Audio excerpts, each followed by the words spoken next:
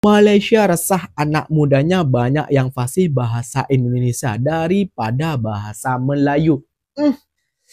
Sejak kapan gitu ya? Dan ikinya semenjak di Malaysia nggak pernah tuh anak mudanya berbahasa Indonesia. Nampak sangatlah dia memang guna bahasa Indonesia. Banyak yang cikgu jumpa dalam kalangan awak ni. Apa? Kurang-kurang sikit tengok konten Indonesia tu. Jangan terbawa-bawa dalam cerita awak tu dengan bahasa Indonesia salah.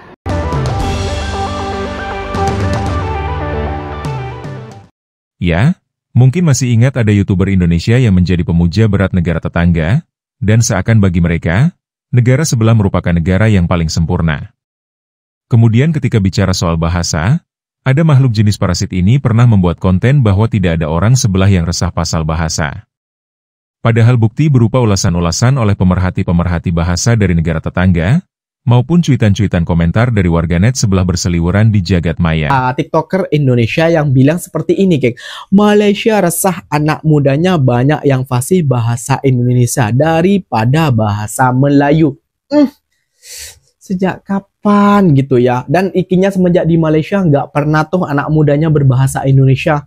Bahkan banyakan bahasa Melayu ataupun diselengkan dengan bahasa Inggris. Dan yang membuat artikel ini ataupun TikTok ini ya, video originnya telah dihapus. Ternyata faktanya bukan mungkin seperti itu ya, geng ya.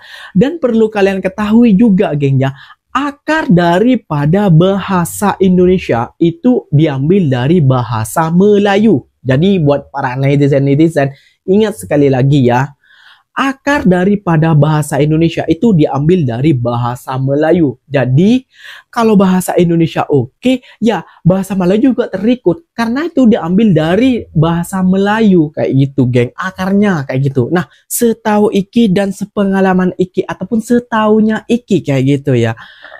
Iki gak pernah tuh melihat pemuda-pemuda Malaysia tuh di Malaysia bercakap bahasa Indonesia.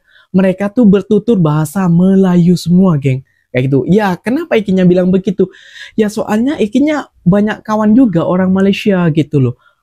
Dan Ikinya sering pergi ke bandar ataupun ke kampung perkampungan. Mereka tuh menggunakan bahasa Melayu, geng. Tidak seperti yang dikatakan oleh para TikToker ini, geng. Teman.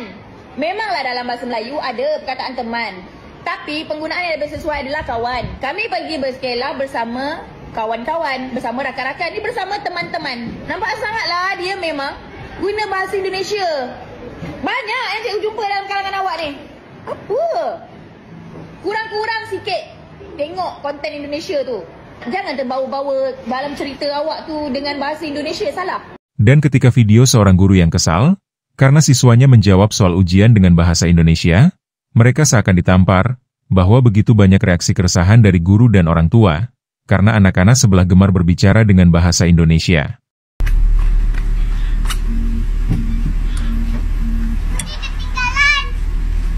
Ibu memang tak bawa pun. Kata mau belanja es krim. Kenapa cakap bahasa Indonesia ni? Cakap bahasa Malaysia je. Tak boleh cakap bahasa Indonesia. Kan orang Indonesia. Habis maknya orang Malaysia, bapaknya orang Malaysia. Kenapa tiba-tiba anaknya orang Indonesia? Kan boleh cakap bahasa Indonesia. Alah sayang. Gua main game ketemu orang Malaysia, dia langsung pakai bahasa Indonesia. Kalau dia pakai bahasa Melayu, teman gua enggak respon. I pun tak faham tu sebab I punya kawan dekat Malaysia pun dia orang jumpa dengan orang Indonesia, like automatically they use bahasa Indonesia. So for me, for all of you yang stay dekat Malaysia and then buat korang budak-budak muda, teenager from Malaysia, come on.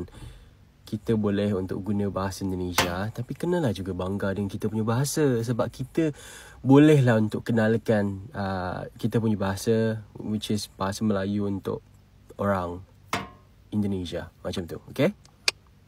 Asal bercakap dengan orang Indonesia je, mesti nak tukar kepada slang Indonesia. Ya, tiba-tiba slang bahasa Melayu kita dah jadi macam slang bahasa Indonesia. Lepas tu pula tuan terus jadi bapa. Cakap sajalah tuan.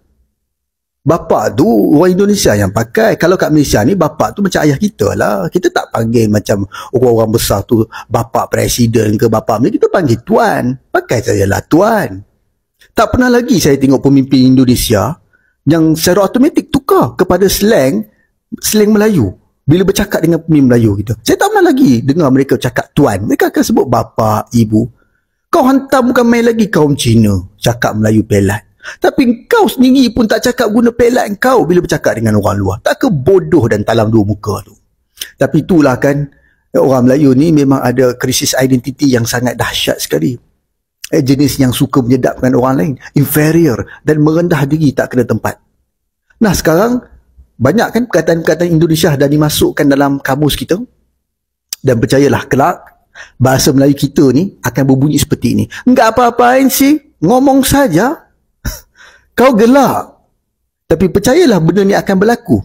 Dan kepada Indonesia, terus perkasakan bahasa dan slang anda sehinggalah rakyat Malaysia benar-benar bertutur dalam bahasa dan pelat bahasa Indonesia. Ambil peluang ini, ratah kaum yang sangat lemah jati diri ini. Do as the Romans do lah. KJ setuju tak kadang-kadang dalam interaksi kita dengan budaya lain termasuk dengan Indonesia, bukan hanya dari segi pakaian kita nak follow, tapi dari segi slang, pelat tu kita lebih banyak bercakap bahasa Indonesia. Mereka datang ke sini tak pernah cakap dalam slang, dalam bahasa Malaysia. Kita pergi ke sana terpaling jadi Jawa. Yes.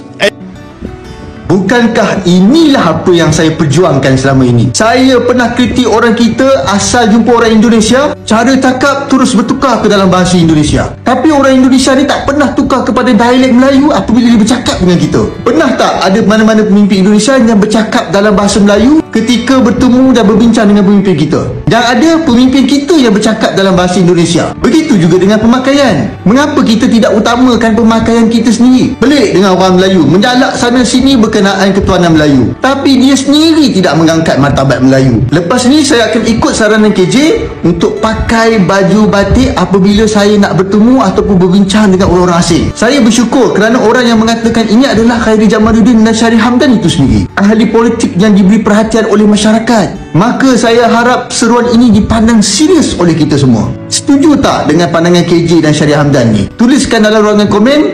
Oke, kadang orang yang suka mengagung-agungkan sesuatu atau fanatik overdosis, mereka berusaha membuat kontranarasi terhadap suatu fenomena.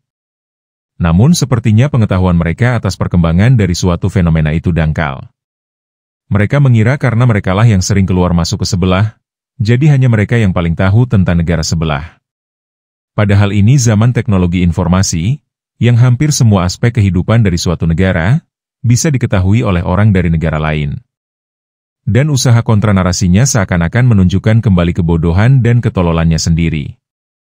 Oke, terima kasih sudah menonton video ini hingga usai.